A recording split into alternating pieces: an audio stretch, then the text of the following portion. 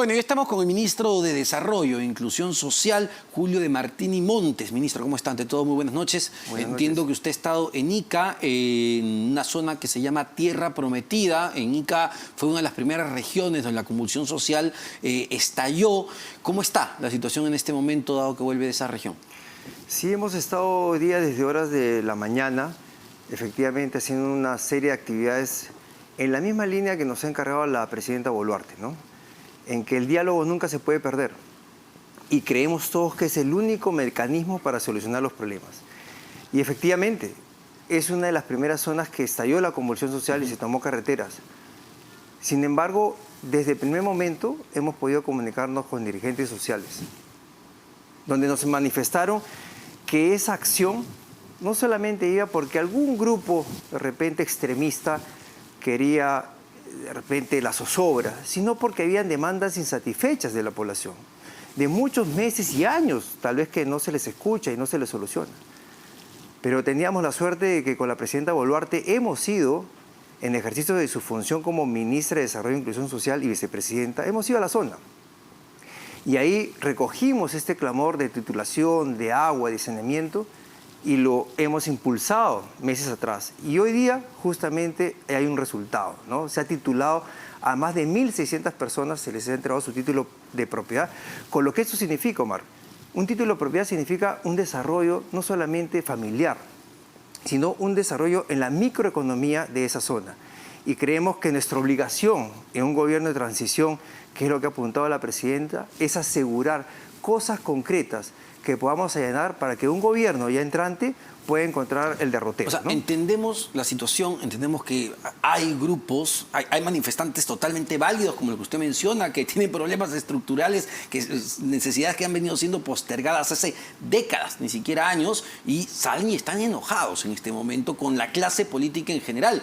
Y también es verdad que existen delincuentes que van y incendian, queman y quieren simplemente destrozarlo todo.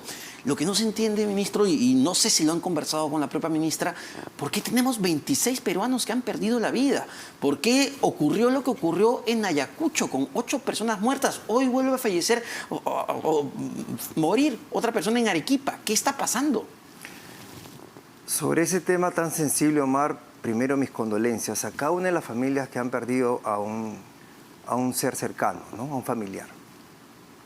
Segundo, y tú lo has dicho, acá hay que identificar, y está muy claro, yo creo, no solamente porque lo diga un experto, yo creo que el sentido común nos hace analizar a todos los peruanos lo que está sucediendo. Hay demandas insatisfechas, es una realidad. Ha habido un gobierno que en lugar de solucionar esas demandas insatisfechas porque generó expectativa un gobierno del pueblo, todo lo contrario, más bien empezó a hacer la división entre los unos y los otros. Y ahora lo que hemos encontrado efectivamente es toda una estrategia que atrás de esas personas que tienen demandas insatisfechas hay grupos de personas que no quieren escuchar, que quieren a través de una ideología, a través de un sesgo político, quieren ocasionar caos. Y eso lamentablemente ha tenido un costo que es invaluable, sí, la vida. Pero la respuesta no debería ser, entiendo yo, que el ejército salga a disparar al cuerpo. Es que eso nunca fue ni siquiera una decisión ni una orden. El estado de emergencia, acuérdate, Omar, que se dispuso y se aprobó en Consejo de Ministros, era justamente porque teníamos frente a nosotros una estrategia que estaba operando para apoderarse de los activos críticos nacionales. Y el que, digamos, medianamente entiende eso, sabemos que esa es una actitud de una estrategia de guerra. Y por lo tanto, tenía que salir nuestras Fuerzas Armadas porque la policía tiene un nivel de actuación y de control. Cuando la policía se desborda, como en algunos lugares se desbordó, tiene por fuerza el cuidado de los activos críticos, son las fuerzas militares. Lamentablemente, en ese interín es que han ocurrido estos hechos. Tenemos todavía carreteras tomadas. Algunos piden mayor fuerza o mayor firmeza, otros piden más bien mayor indulgencia. Yo creo que la idea es entrar al diálogo, ni uno ni otro. Claro, es que, los caminos de conversar, de encontrar los líderes realmente representativos de esa población. De acuerdo. Es decirles, oiga, con la violencia, con la muerte, no vamos a llegar a nada. pero sí podemos llegar a identificar tu problema. Por ejemplo, lo de hoy día. Claro, de acuerdo, pero cuesta entender el hecho de que el ejército, la policía, el ejército en este caso, hablando de Ayacucho, no tenga otra forma de contener o de proteger un activo crítico como es un aeropuerto. La respuesta no debería ser, insisto, salir a disparar directamente. Es que tenemos informes preliminares, obviamente, porque todo esto entra en un proceso de validación, un proceso de revisión. Hay instancias pertinentes que lo hacen en todo momento. Y la presidenta lo ha dicho, eso que se haga, que sea sus conductos y que se revise. Pero quiero decirte algo porque esta información preliminar que nos han informado el jefe de Comando Conjunto, el comandante general de la policía, es que, claro, hay algunas escenas, pero no muestran todo el panorama. Y la otra parte, sí, pues atentaban contra la vida de las fuerzas del orden. No quiere decir que esto sea fuego contra fuego. Se tiene que evitar. Nadie quiere eso, Omar. Nadie. Eso yo creo que es la última ratio que se podría expresar. Y si eso no ha sido así, se sancionará. Pero yo creo que las fuerzas del orden, sobre todo la Policía Nacional, tiene todas las capacidades para intervenir en estos actos, pero lamentablemente cuando se desborda, cuando se utiliza también armas de fuego, tal vez caseras, cuando se utiliza dinamita, que entiendo que ha pasado en algunos lugares, cuando se quiere tomar los aeropuertos con violencia, por supuesto, asusando a mucha gente que de repente no tendría nada que hacer ahí, lamentablemente esa es la consecuencia. Por eso nuevamente invocamos. Esa es la reflexión. Ni violencia, ni tampoco ser inocentes de decir de que sin proteger, sin ejercer, creo que una actividad propia del Estado, que es cuidar la salud, la vida de todos los ciudadanos, tampoco podríamos dejar que estas personas hagan lo que quieran en nuestro Perú. Usted ha estado en Ica, por ejemplo, y los ministros han estado viajando a diferentes regiones. Lo más complejo, entiendo, en una situación de este tipo es con quién dialogo, quiénes son mis interlocutores válidos y luego, si yo puedo dialogar con tal dirigente, realmente va a generar una situación de paz. ¿Cómo los identifican? Es difícil, pero te comento, Omar, que para eso tenemos desplegado ya ahorita en todo el Perú equipos del Viceministerio de Gobernanza, donde tiene una Secretaría de Diálogo y Gestión Social que es netamente técnica. Hay muy buenos profesionales que nos están validando información. Pero, como te comenté, en el tema de Tierra Prometida teníamos ya contacto con los dirigentes mucho antes y por lo tanto definimos ahí dos grupos, claramente para empezar los diálogos, que es lo institucional. Y nos reunimos con Defensoría del Pueblo de Ica, con la mesa de la lucha contra la pobreza, nos reunimos con las autoridades electas, la alcaldesa provincial, el gobernador regional que está en ejercicio. Esa reunión fue la parte, digamos, institucional, pero no solamente nos quedamos ahí, tuvimos otro espacio con dirigentes que ya se habían identificado de estos, digamos, pueblos que reclamaban estas demandas insatisfechas. Y también tuvimos un espacio exclusivamente con ellos para luego trasladarnos ya al terreno, a Tierra Prometida, donde de verdad uno agarra y dice, tenemos mucho por hacer y no nos podemos detener en violencias ni en discusiones estas legalistas, cuando hay una posición, creo, de todos como peruanos, de adelantar a las elecciones, de ir a un proceso de paz y de armonía social para comenzar las líneas de desarrollo. Justo sobre ese punto, ministro, bueno, porque claro, hay una tarea que le corresponde evidentemente al Ejecutivo, pero hay una responsabilidad enorme que van a tener el día de mañana los congresistas de la República, luego de lo que vimos la semana pasada. ¿Cuán importante va a ser la decisión que se tome en el Parlamento para lo que veamos en los próximos días? Porque los ánimos se pueden caldear mucho más. Y eso creo que es un buen mensaje. La responsabilidad que tiene el Congreso. Omar, el Ejecutivo creo que ha dado el paso que la población lo requería. El dar el paso de poner un proyecto de ley adelanto de las elecciones. Hay proyectos de ley inclusive que también vienen del Congreso, pero no queden proyectos, queden en la decisión de poder esto ejecutarlo, de poder ya señalar y explicar a la población por qué de repente no podríamos hacer una elección pues el día de mañana. ¿Por qué de repente es complejo también pensar en una asamblea constituyente que dirija un Congreso que lamentablemente, querramos o no, está deslegitimado?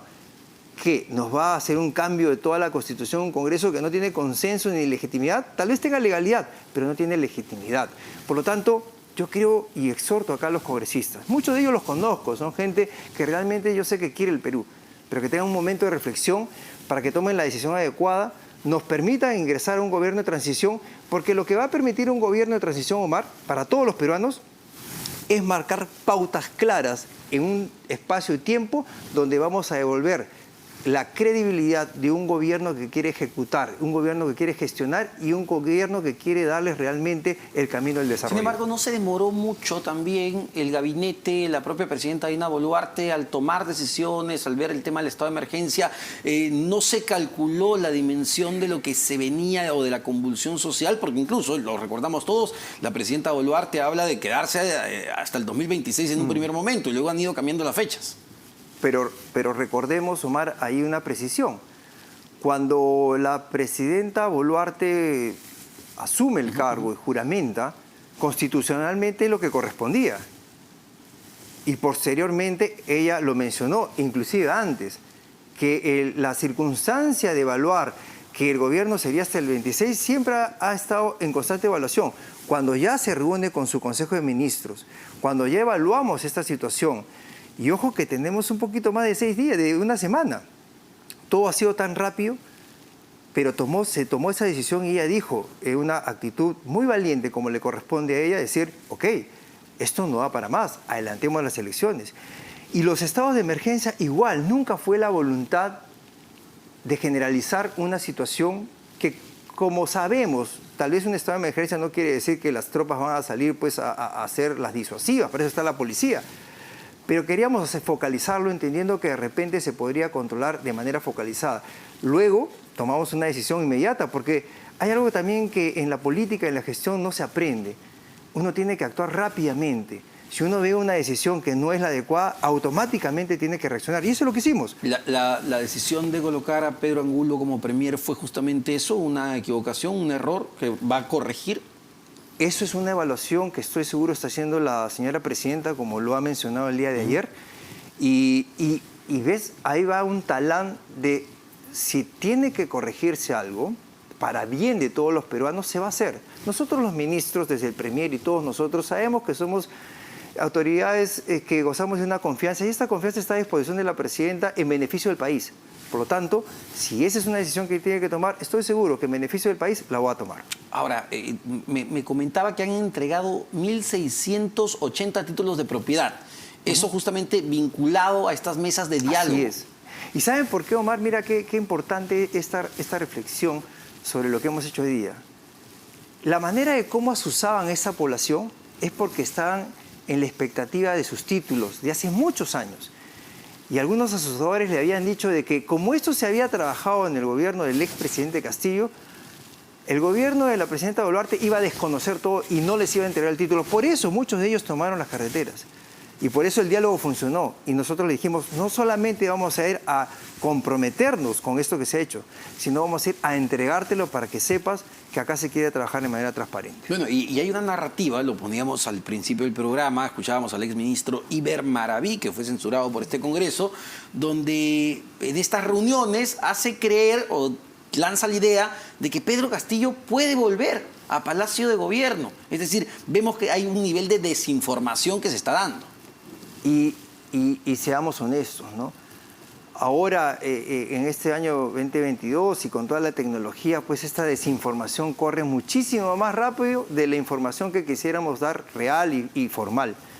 Pero tenemos que seguir combatiendo con eso. Y por eso es que acá somos muchos más los peruanos que queremos paz. Y por eso los convoco a todos los peruanos para que puedan a través de sus redes, a través de sus medios de comunicación, decirle al otro hermano o hermana que está al costado, con ciudadano peruano de a pie, decirle, queremos paz. Y esta suerte de desinformación no debe funcionar. Somos una sociedad que creo que somos más grandes que nuestros problemas. Y siempre tenemos que privilegiar nuestras conciencias, no nuestras diferencias. Es decir, hay, digamos, asusadores, no solo dentro del Congreso, fuera del Congreso. Hay mucho de eso en este momento. Muchísimo. ¿Los tienen identificados? Muchísimo, y ahí están actuando las autoridades, obviamente los servicios de inteligencia. O sea, veamos en perspectiva lo que está sucediendo. Una estrategia paramilitar permanente, toma de activos fijos, cierre de carreteras, incendio y toma y rapto de autoridades, incendio de instituciones públicas. Nada de esto es casualidad. Eso no es de una marcha pacífica y que quiera reivindicar derechos o demandas insatisfechas. Esto es una estrategia que quiere tomar por la fuerza el poder. Y eso no lo podemos permitir como peruanos. Ahora, pero también tendría que haber un mea culpa de parte del Ejecutivo, ¿no? Y entender que la gente en este momento lo que quiere es gestos y decisiones muy concretas. Y ahí, ¿qué mea culpa hace? Decisiones concretas. Es todos estos puentes de diálogo que estamos haciendo, mea culpas concretos. Si pudiéramos hacerlo mejor, ten por seguro, Omar, que lo haríamos mejor.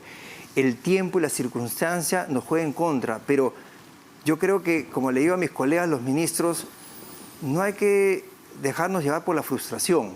Siempre hay un día de mañana que podemos hacer las cosas mejor que hoy día. Siempre hay otra persona que puede escucharnos y que puede decirnos qué es lo que sucede, digamos, en su comunidad, en su distrito, en su provincia. Y automáticamente, lo que sucede, Omar, es que en estos últimos meses hay un Estado que solamente ha escuchado, pero que no ha hecho. Y en estos pocos días, te digo, entre lo que ya se está evaluando de un bono para los agricultores, en lo que estamos haciendo entregando títulos en esta zona, en lo que ya estamos viendo a través de salud, en la reactivación de los centros médicos, en llevando personal médico, en lo que trabajamos con el ministro de Economía, que va a lanzar un paquete de reactivación en este marco de la emergencia. Todas esas son acciones inmediatas. ¿Podemos hacerlo mejor? ¿Mea culpa? Sí.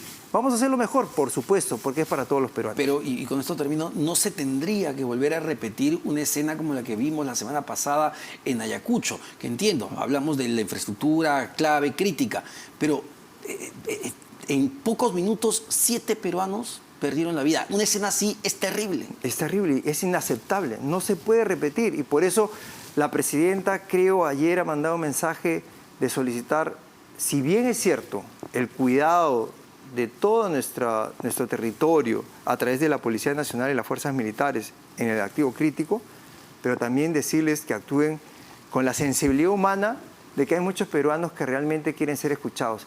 Y ahí no nos vamos a cansar. Por eso todos los ministros estamos viajando. Hoy hay ministros que hoy día han estado en otras regiones, creo que en San Martín, y hemos estado en Ayacucho. Yo mismo he estado en Ayacucho llevando servicios médicos, 300 o más de 300 kilos de medicina, puentes aéreos que son importantes, y así seguiremos avanzando hasta conseguir la paz social, ¿no? Muchísimas gracias, ministro. Muchas Ministro gracias. de Desarrollo e Inclusión Social, Julio de Martini Montt.